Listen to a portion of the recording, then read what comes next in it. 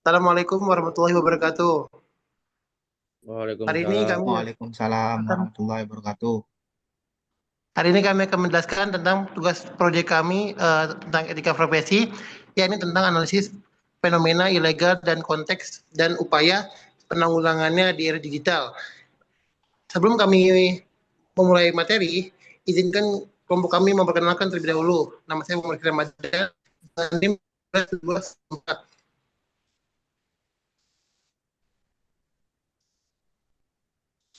Nama saya Rehan Irdi Aurelio dengan NIM 19220897.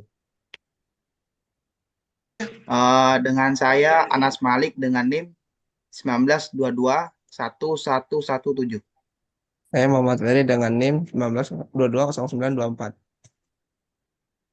Oke, hari ini kami akan memulai materi. Next. Ya, ini adalah bagian pendahuluan. Ya, kita tahu ya, internet ini menjadi kebutuhan utama dalam kehidupan kita sehari-hari. Hampir semua aspek kehidupan manusia itu terhubung dengan teknologi digital. Mulai pendidikan, pekerjaan, hiburan, hingga transaksi keuangan. Namun, di balik itu semua, muncul fenomena negatif yang kian berkembang, yaitu penyebaran konten ilegal atau illegal konteks. Fenomena ini menimbulkan kekhawatiran karena dampaknya tidak hanya merugikan individu tetapi juga masyarakat secara luas. Konten ilegal merupakan segala bentuk data atau informasi digital yang disebarluaskan di internet namun melanggar hukum atau norma sosial. Misalnya konten pornografi, ujaran kebencian, penyebaran data pribadi, video kekerasan, dan berita palsu. Fenomena ini tidak dapat dianggap sepele karena menggambarkan bahwa penyebaran konten ilegal sudah berada pada tahap yang memprihatinkan.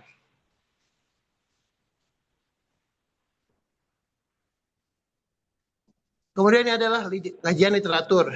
Ya, menurut Undang-Undang Nomor 1 Tahun 2008 tentang informasi dan transaksi elektronik (UIT) dan perubahannya, konten ilegal adalah segala bentuk informasi elektronik yang mengandung muatan melanggar kesusilaan, perjudian, penghinaan, pencemaran nama baik, pemerasan, ancaman, maupun penyebaran berita bohong atau hoax.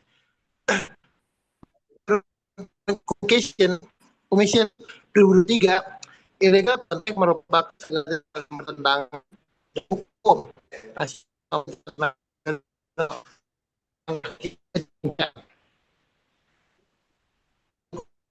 menyebutkan bahwa perkembangan teknologi informasi harus diimbangi dengan kebijakan keamanan data yang kuat.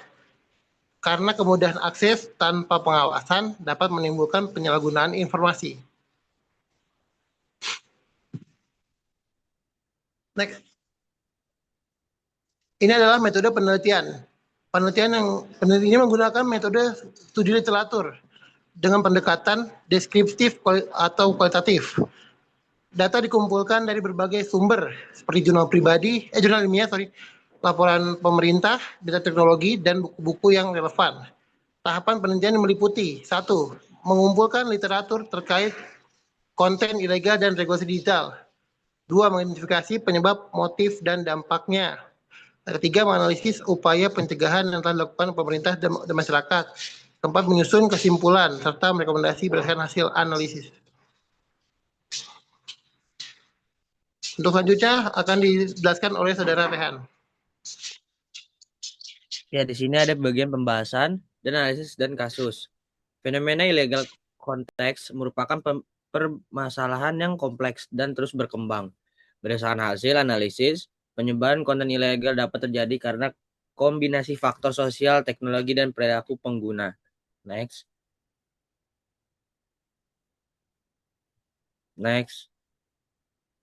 Motif dan penyebab. Salah satu penyebab utama adalah kurangnya literasi digital. Banyak pengguna internet yang tidak memahami hukum siber, sebagai dengan mudah menyebarkan konten tanpa menyadari resikonya. Selain itu, faktor anonimitas di dunia maya membuat seorang berani melakukan pelanggaran karena merasa aman di balik identitas palsu. Ada juga motif ekonomi. di balik penyebaran konten ilegal. Ada beberapa individu dan atau kelompok sengaja membuat konten negatif untuk mendapatkan perhatian publik dan keuntungan finansial dan iklan digital. Selain itu, lemahnya pengawasan platform digital menjadi celah yang dimanfaatkan pelaku. Sistem algoritma media sosial seringkali justru mempromosikan konten sensasional untuk menarik interaksi tanpa melihat nilai moral atau legalitasnya. Untuk selanjutnya akan dilanjutkan oleh Anas Malik. Ya, di sini dampak dari illegal konten. Dampak yang ditimbulkan konten ilegal sangat luas. Dari sisi sosial, konten hoax dan ujaran kebencian dapat memecah belah masyarakat, menciptakan konflik, dan menurunkan rasa saling percaya.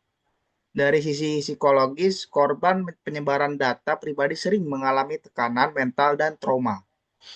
Dampak ekonomi juga terasa, terutama pada sektor industri kreatif yang dirugikan akibat pelanggaran hak cipta. Film, musik, dan karya digital lainnya sering disebarkan tanpa izin sehingga menghambat pertumbuhan ekonomi kreatif nasional. Next. Nah, bagaimana caranya upaya penanggulangannya untuk menekan penyebaran konten ilegal dibutuhkan kolaborasi dengan berbagai pihak. Pemerintahan telah melakukan berbagai langkah seperti membentuk Direktorat Jenderal Aplikasi Informatika Kominfo yang bertugas memantau dan menindak situs yang bermasalah. Pemerintah juga mendorong program Gerakan Nasional Literasi Digital, disingkat GNLD, yang bertujuan meningkatkan kesadaran masyarakat dalam menggunakan internet secara sehat. Next. Strategi masa depan dan rekomendasinya. Regulasi dan kerangka hukum meninjau dan memperbarui undang-undang intelektual secara berkala agar relevan dengan perkembangan teknologi dan modus kejahatan cyber baru. Memastikan penegakan hukum yang tegas dan transparan untuk memberikan efek jera. Kolaborasi multi pihak. Membangun forum komunikasi dan kerjasama rutin antara pemerintah, platform digital, akademisi, dan komunitas. Mendorong inisiatif bersama dalam kampanye literasi digital dan pelaporan konten. Inovasi dan edukasi digital. Mengadopsi teknologi AI dan machine learning untuk deteksi dini dan filteran konten ilegal secara otomatis. Mengintegrasikan kurikulum keamanan cyber dan etika digital di semua jenjang pendidikan. Slide selanjutnya akan dijelaskan oleh kawan Muhammad Ferry. Di sini kesimpulannya, fenomena illegal konten di era digital merupakan tantangan serius yang memerlukan perhatian bersama. Penyebarannya disebabkan oleh rendahnya literasi digital, lemahnya penegakan hukum, dan kurangnya pengawasan platform. Dampaknya mencakup kerusakan moral, perpecahan sosial, serta kerugian ekonomi. Sarannya, penulis menyarankan agar pendidik literasi digital dimasukkan ke dalam kurikulum sekolah dan universitas agar generasi muda memahami batasan dan tanggung jawab di dunia maya. Selain itu, kerjasama internasional perlu diperkuat untuk mengatasi konten lintas negara yang sulit dijangkau secara hukum nasional.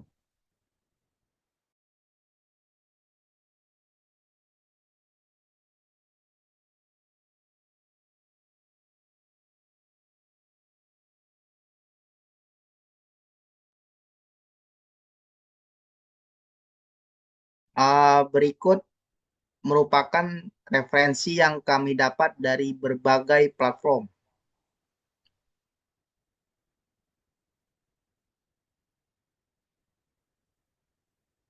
Ya, karena sudah rampung, kurang lebihnya atau jika ada tutur kata yang salah dari kami, Selebihnya kami mohon maaf. Wassalamualaikum warahmatullahi wabarakatuh.